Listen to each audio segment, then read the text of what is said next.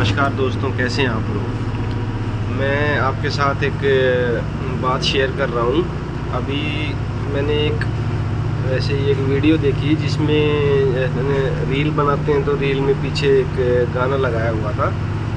तो गाना मेरे को काफ़ी अच्छा लगा सुन के। अच्छा मीन्स थोड़ा सा प्रभावित सा कर रहा था वो गाना ना। तो वो फिर मैंने यूट्यूब पे जाके वो गाना सुना। तो गाना ऐसे था कि जैसे उसका शीर्षक था, उसका टाइटल था सरदार भगत सिंह वर्सेस गांधी। सरदार भगत सिंह वर्सेस गांधी। तो उसमें भगत सिंह के बारे में उन्होंने कैसे कैसे दुख झेले और कैसे कैसे अपनी आज़ादी की लड़ाई लड़ी, और गांधी ने कैसे अपने मतलब जीवन में कैसे अपना जीवन व्यतीत करा, मतलब अंग्रेज़ों के साथ उठ बैठ थी उनकी और पूरी ज़िंदगी जी उन्होंने अपनी। हालांकि आखिरी में उनकी भी मौत गोली लगने से ही हुई, लेकिन फिर भी काफ़ी मतलब एज्ड होके उनकी डेथ हुई थी।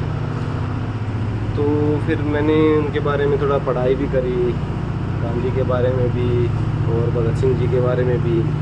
तो इसमें क्या था, जब 1915 के आसपास 1915 में गांधी जो है इंडिया लौटे थे, और वो उससे पहले अफ्रीका में वकील थे। तो यहाँ पे वो जब भी ट्रैवल करते थे तो ट्रेन से ही ट्रैवल करते थे, हमेशा ट्रेन से ज़्यादा ट्रैवल किया उन्होंने। तो फिर ट्रेन के बारे में भी मैंने पढ़ा। तो इंडिया में जो ट्रेन जो पहली बार रेल चली थी वो चली थी मुंबई सीएसटी से, और गई थी कहाँ तक, ये गई थी थाने तक, जो कि तकरीबन 35 किलोमीटर का सफ़र था। और इसमें 3 क्लासेस होती थी, फर्स्ट क्लास, सेकंड क्लास और थर्ड क्लास।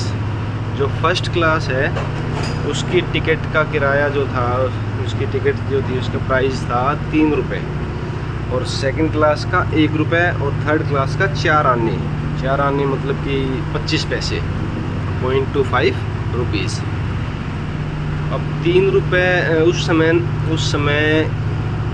एक मज़दूर की 1 महीने की मज़दूरी 1 रुपये होती थी। तो जाहिर सी बात है, मज़दूर आदमी तो ट्रेन में उस समय सफ़र करने के लिए सोचता भी नहीं होगा शायद। और जो पहली श्रेणी जो थी उसके अंदर जो ट्रैवल करते थे, राजा महाराजा जो उस समय में होते थे वो ट्रैवल करते थे, अंग्रेज़ अफसर ट्रैवल करते थे, और विदेशी व्यापारी ट्रैवल करते थे।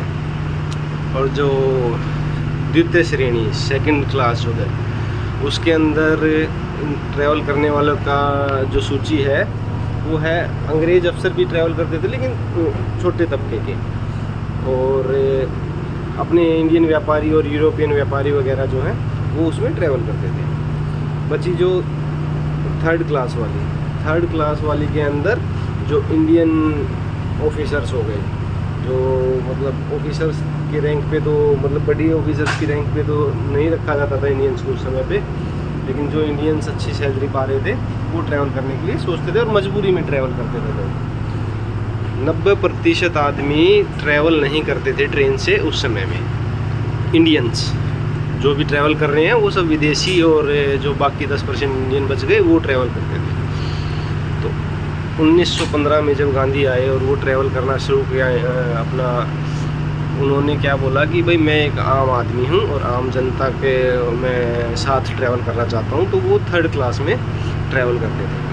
हालांकि थर्ड क्लास की हालत बहुत ख़राब होती थी, तो उनके लिए सरकार ने ख़ास प्रबंध किए जाते थे कि पूरा का पूरा एक डिब्बा उनके नाम से बुक होता था।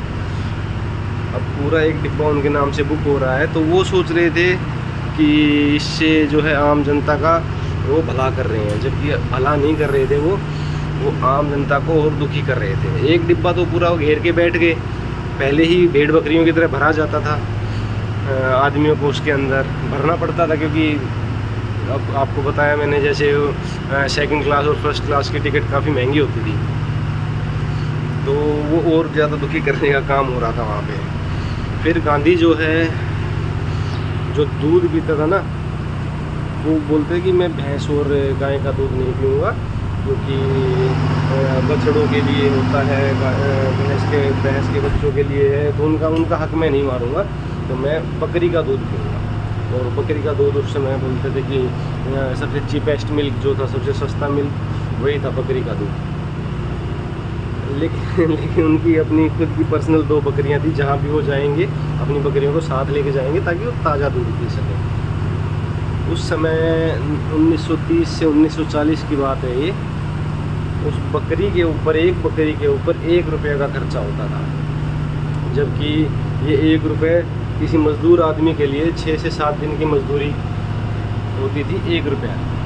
तो अब आप भी बताइए कि कहाँ तक सही बात थी कि गरीब दिखाने के लिए खजाना लुटाया जा रहा है। और ये सब खर्च, सारा का सारा खर्च जो है उनकी जेब से नहीं था, ये सरकार उनको प्रोवाइड कर रही थी। सरकार इन द सेंस उस टाइम गोरों की सरकार थी, तो हालांकि पैसा तो अपने देश का था, तो अपने देश के पैसे से प्रोवाइड किया जा रहा था।